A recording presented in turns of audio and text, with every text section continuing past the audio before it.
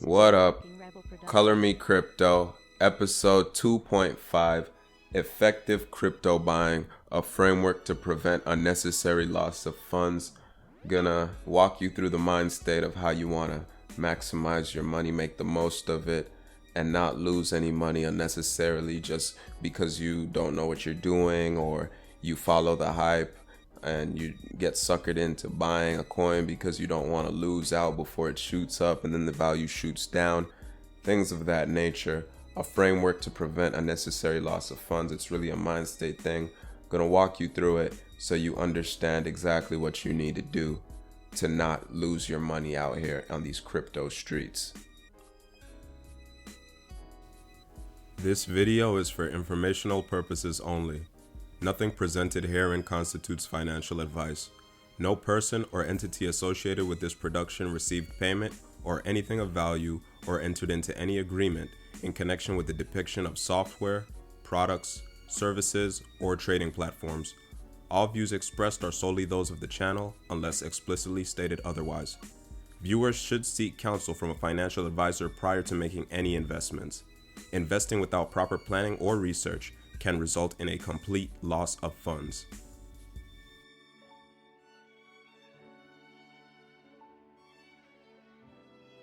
So we're gonna skip all of the support links and contact information slides simply because this is a Patreon only video. You're already supporting the channel. Much love. So we're gonna start off with the framework, what it is. So effective crypto buying, a framework to prevent unnecessary loss of funds. This is the outline. This is the skeleton. This is what you build all of your decisions off of, basically. It's not a how-to like episode 2 was, where I'm walking you through what to do, because in cryptocurrency, a lot of the onus falls on you, the individual. So I don't want you to become accustomed to just having a step-by-step guide, though I will continue to do things of that nature. I want you to also be able to make informed decisions on your own. So we're gonna hop right in. So it's 5 steps, very easy, very straightforward, to the point. So step 1, you want to have defined goals. By that I mean, what do you hope to accomplish? Do you want extra income? Do you want financial freedom? Do you want to be rich? What is your goal when you decide you want to start investing in cryptocurrency or anything for that matter? What is your ultimate goal? 2, your investment period. So is it short term? Is it long term? How long are you in it for? Are you in it for a quick buck? Are you in it for the long haul? What is your time frame? How long do you see yourself investing, or how long do you think you have to sit on an investment until you achieve your goal from step 1? 3, a budget. I chose monthly because I believe monthly is the most realistic. It's the easiest to calculate for most people.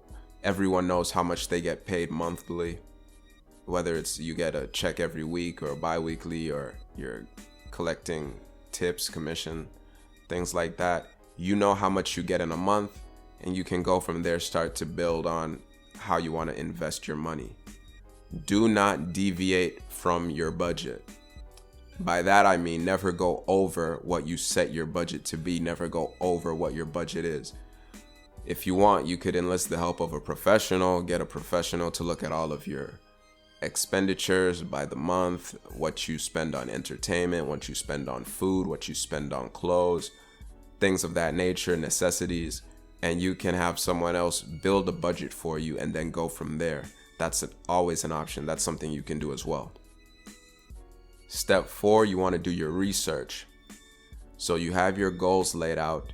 You know how long you want to invest for. You have your budget.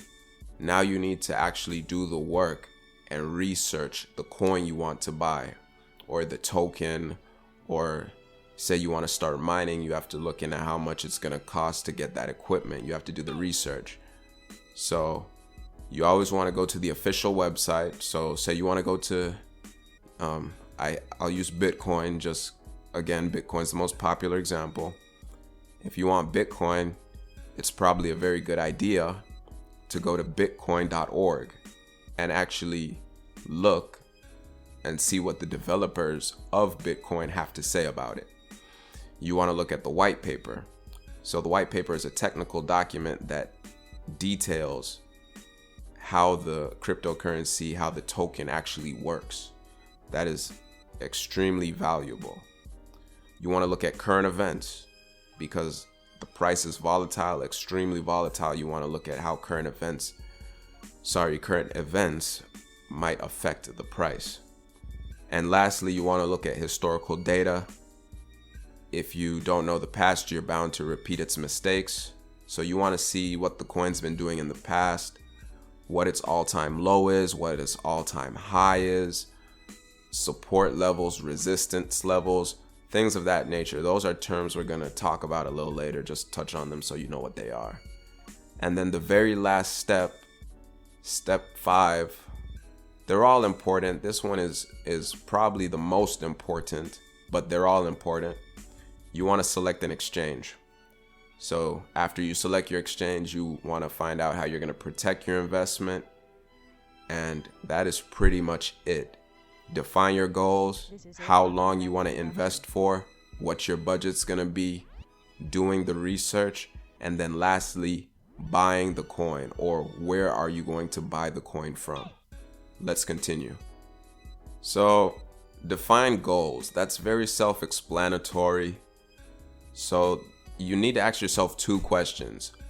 Why purchase crypto? And what about crypto interests you? There's no right or wrong answer to either of those questions. It's just something you need to have in your mind before you even think to spend any money.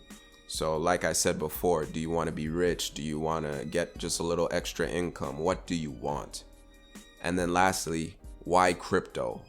Why not stocks? Why not CDs? Why not real estate? Why crypto specifically? You need to ask yourself those 2 questions. Why crypto? And what about crypto is so interesting to me? And on the bottom, don't forget, be realistic. You're not going to spend $10 on 1,000 of some nobody coin, some shit coin that no one cares about. You're not going to spend $10 on that and get rich in a month or 2.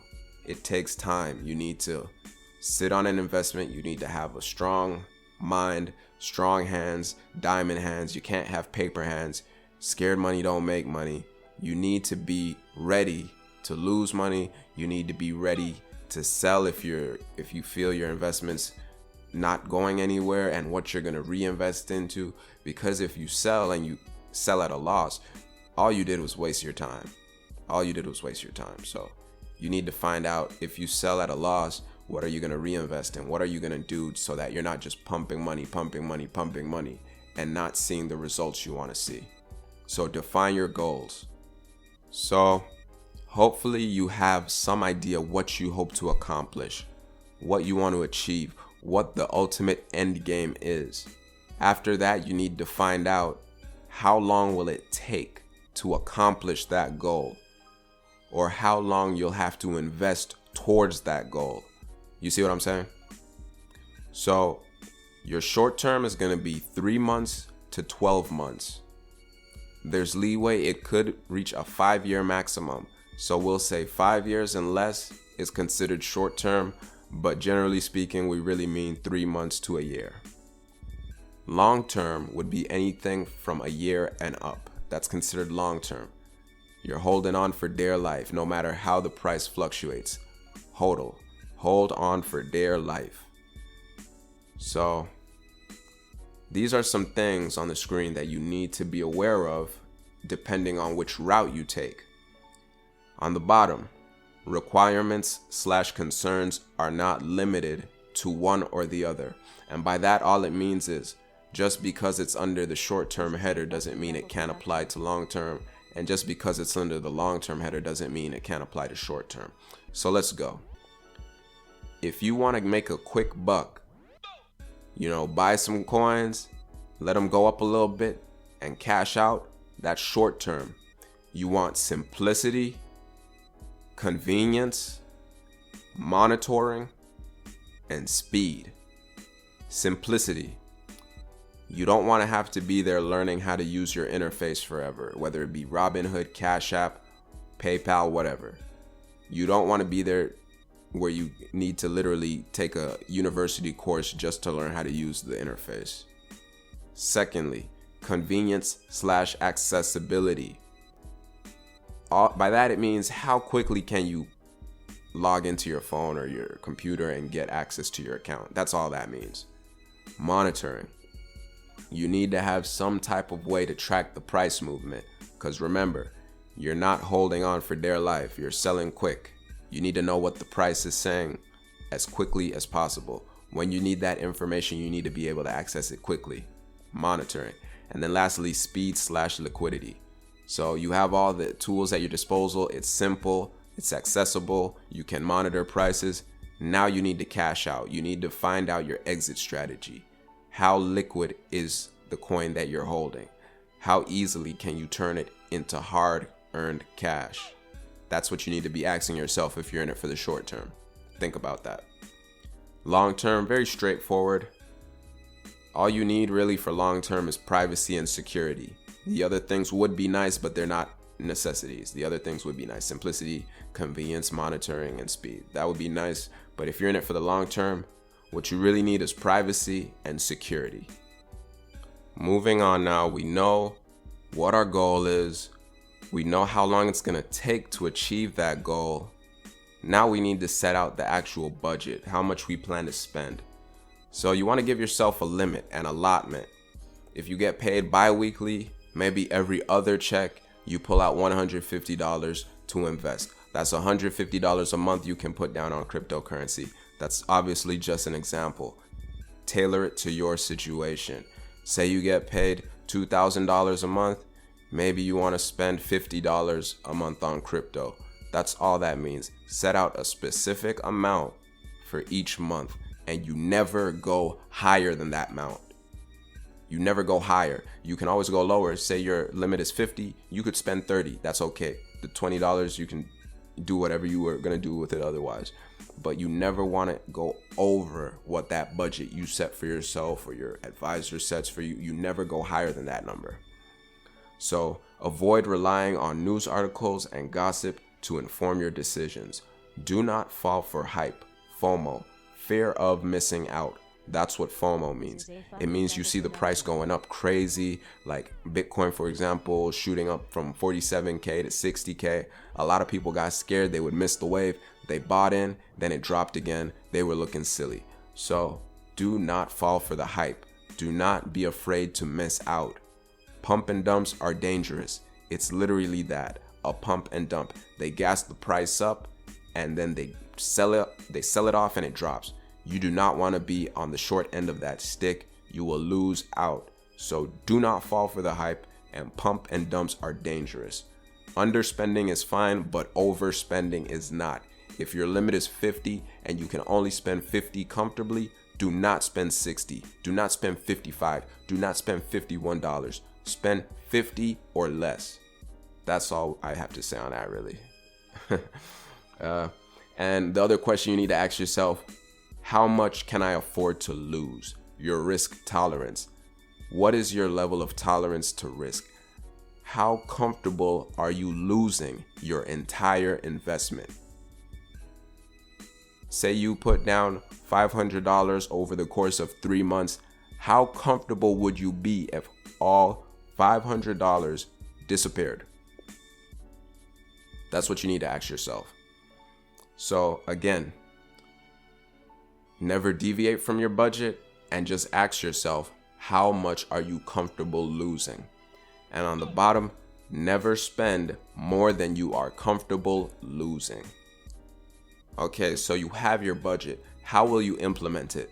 This is the next critical question. It's not the next step, it's just the next question. So say you want to do $50 a month. How will you do it?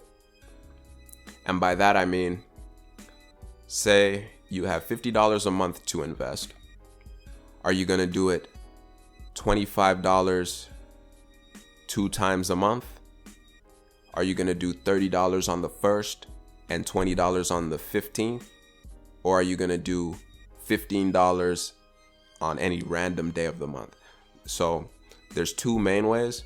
You have a recurring purchase and you have a one-time buy. A recurring purchase is fully automated, it's hands off, and it executes whatever amount you set it to on the designated date that you set it to execute. So for example, you can set a recurring purchase of $10 Ethereum every week. So if your budget's 40, you can put $10 on Ethereum every week, add up to that 40 and not go over your budget. Or if your budget's 100, you can put $25 Ethereum every week as a recurring purchase. That might not be the most cost efficient due to transaction fees and things like that, but that's just to explain what a recurring purchase is. It's just like when you have a automatic deduction from your credit card to pay bills and stuff. That's all that is. One-time buy, very simple. You manually decide what you want to buy each and every time. That's a little more hands-on. It's more flexible. You can choose, you can pick and choose, but that's not to say with recurring it's set in stone. A recurring purchase, you can always turn it off. But you need to find out after you get your budget how you're going to implement it, whether you're going to do manually, automatic, you're going to do one here, two there, or you're just going to do everything at once. You need to decide that for yourself. So this slide I'm not going to spend forever on. It's very straightforward. You need to do the work. You need to research. It's not a requirement. Once you set your budget and you have your level of risk tolerance and everything decided, and you know how much you're comfortable losing, what you think you'll gain, you need to do the work and actually see, is this a good investment? That's all that means. That's all research means. So the main thing you need to ask is, can you explain to someone how it works? If you can't, you don't need to buy the coin. You just looking silly if you just buying it and you don't even know how it works. You see what I'm saying? So if you want to understand how it works and you're not just in it to make a quick buck and you actually want to know how it works before you make your purchase, you need to visit the project's official website. That is the best way to learn about a coin. Visit the project's official website. You want to skim through the white paper, which is, remember, the technical document listing exactly how it works, explaining in detail how it works. Notice I said skim. It's very tech heavy. It's very heavy on the technical stuff. You don't necessarily need to read through the whole thing. You just need to skim it to get an idea, at least. You want to know what the maximum supply is. You want to know the encryption algorithm, and you want to know the consensus algorithm. Those three things are the bare minimum you need to know before you decide whether or not you want to invest in a coin. And other ways you could find out about it, you could read forums and watch YouTube videos. It's extremely easy and convenient with the internet.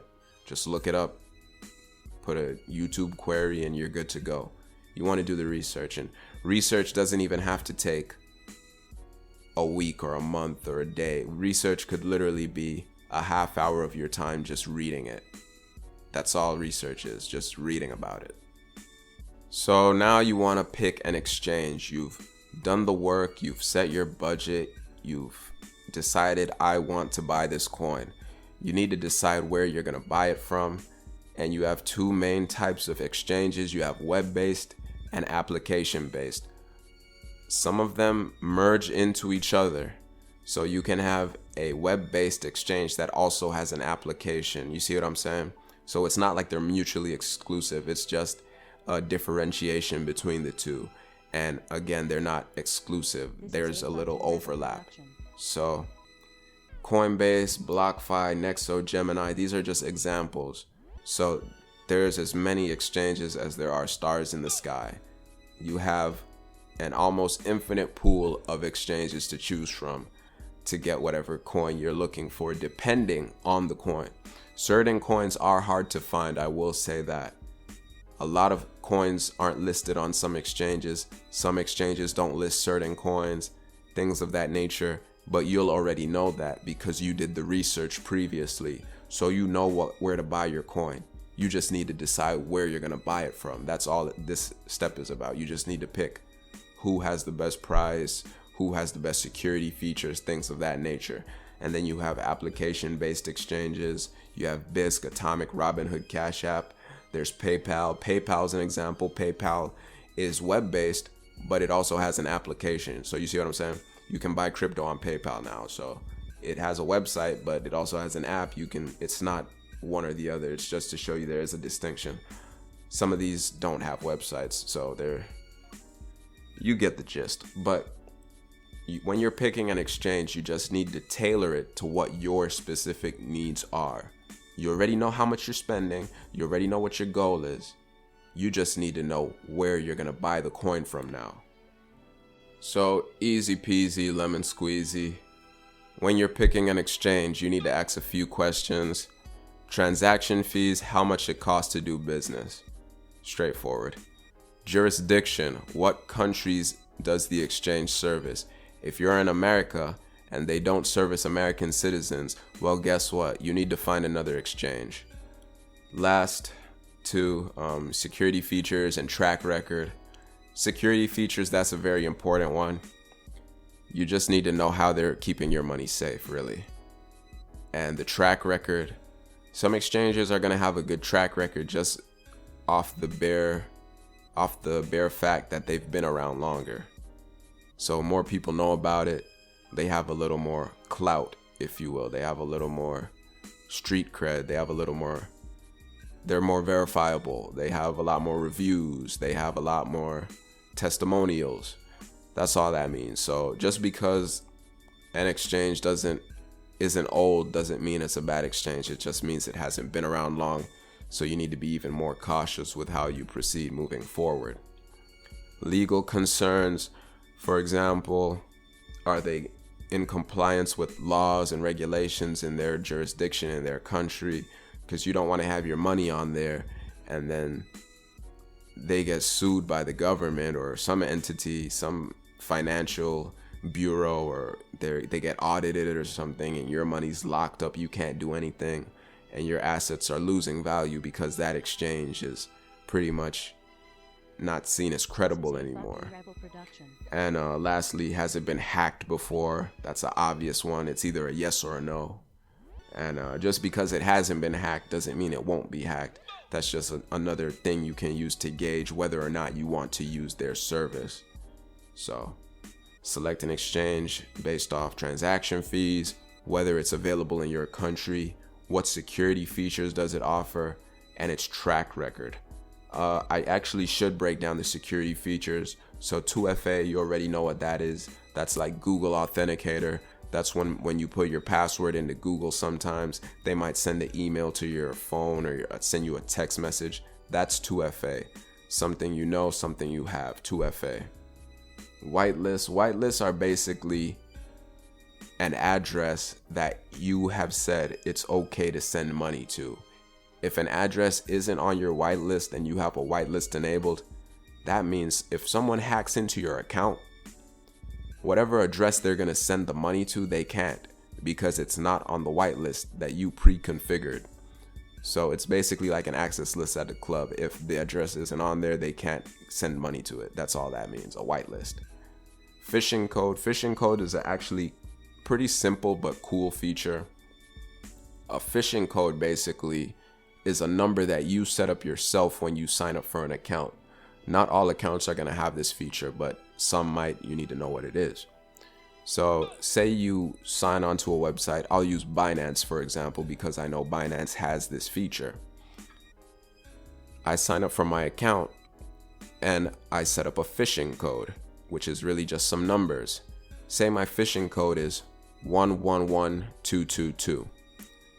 Every single email from Binance is going to have those numbers 111222 in their email to me. So for example, if someone's trying to steal my account information by saying, Mr. Richardson, your account has been hacked. Please send your username and address so that we can change it. This is a very bad example. It's just an example though. If someone sends me an email like that, and that email does not have the phishing code in there somewhere in that email, if I'm not seeing the numbers 111222 in that email, I already know off the bat it's a scam. I could delete it. I don't even have to read it. That's how a phishing code works. It's just a number that you set up to know that it's a legit communication from the exchange on their behalf being sent to you. Bind IP. All bind IP is, I need to look into it a little more, but what bind IP is every time you log in, they'll keep a track of what your IP address was. So if someone tries to log in from maybe another address, it'll flag an alert or some kind of thing in their system to not allow that login to go through. That's all bind IP is. They keep a log of your IP address when you log in. And how are funds stored? They should have cold storage. Look for the words cold storage when you're looking for an exchange. That's all I can really say on that. And track record. How old is it? Has it had any legal issues? And has it been hacked before? You need to think of these things when you're picking an exchange. So this is a kind of side note, but I decided to give it its own slide because it is important that you know what this is. So you have the 5th Anti-Money Laundering Directive, AML5. It was published in the official journal of the European Union, and member countries are obligated to incorporate the directive into their laws. So basically, the 5th Anti-Money Laundering Directive explains that there are certain regulations and standards that countries that are part of the European Union have to uphold to stop people from trafficking illegal money and laundering money and scam and online fraud, things of that nature. And the main thing is the KYC checks, know your customer checks. They have to collect your information if you want to use their platform. So when you sign up, you need to have proof of your identity, like a passport or a driver's license, and you need to give them some type of information for them to verify you're who you say you are, whether it be your date of birth, your social, whatever, your phone number, whatever have you. They are required by law to keep track of their customers, and they do monitoring on transactions. So say you have, say you have a random address, send you $500,000. They're gonna have a notice pop up on their system saying, keep an eye on that account. You see what I'm saying? So that's all that is. It's very important. And you're 9 times out of 10 when you're setting up an exchange account, when you're signing up, you will have to do some type of KYC check. So have a driver's license handy, have a passport handy, and have a cell phone handy, because you might have to take a selfie with a note in your hand saying today's date and this is your account number and blah, blah, blah, blah, blah. So that's what you need to know. KYC checks, those are very important, and you're going to get really accustomed to them if you deal with cryptocurrency long enough. So this is very straightforward. The graph on the screen is by no means to tell you how you should divvy up your money. This is just saying that you don't want to take that monthly budget that you set out earlier. You don't want to put all 100% of it on one thing. So say you have $50 a month to spend, you might put $25 on Bitcoin, you might put $10 on Ethereum, and then you might put whatever's left over on XRP or something else. That's all this is to help you see. So when you diversify your portfolio, you minimize your overall risk of loss. So for instance, in the example we use, you put $25 on Bitcoin. So if Bitcoin goes to zero, you still have $25 left in your other investments. And if they gone up, you actually didn't really take a loss at all, depending how much they went up. So you have more opportunities for return. Again, say Bitcoin goes up 1%, but Ethereum goes up 200% and XRP goes up 15%. So you have more opportunities to return just because your money split up on all these different avenues and ways you can get money. And then lastly, reduced volatility. That ties into the first 2 points. Just because you have your assets spread out, it kind of balances out how volatile and crazy the cryptocurrency prices can swing, because you don't have all of your money invested in one spot. you're not betting it all big on one coin. You have it split up among multiple coins. So you always want to diversify your portfolio. That's a surefire way to protect your investment. That is a surefire way to protect your money.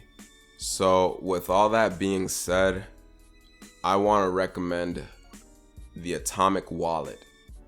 I am personally recommending, if you're new to this, if you've never invested in cryptocurrency before and you just want to get a feel for it, you want to download Atomic Wallet. It's easy to use and it's beginner friendly. It's free. The code is open source. That means anyone, including you, can look at the code, review it for yourself, and say, maybe I don't want to use it. Maybe I do want to use it. It's free to use. It has 24/7 customer support.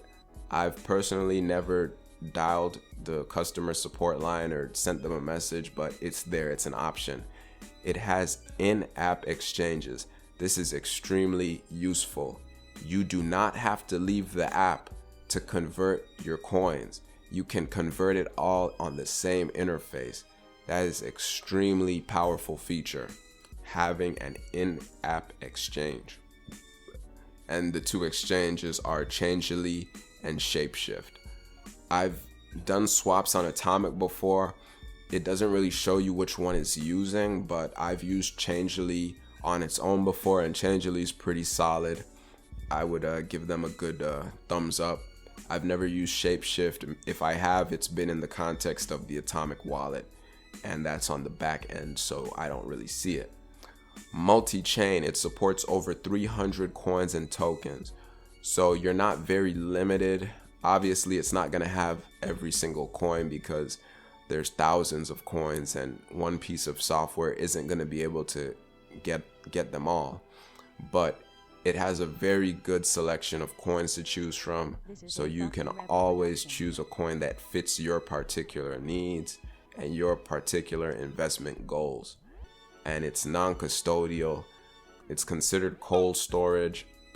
I personally wouldn't consider it cold storage just because it's on a computer, but it is considered cold storage. The keys are kept offline. It does not connect to a server to get your keys or whatever.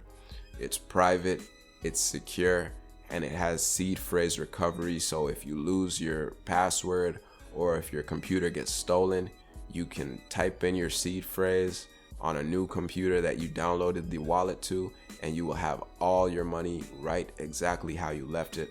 That's a very powerful feature, and like I said, this program is extremely easy to use, user friendly.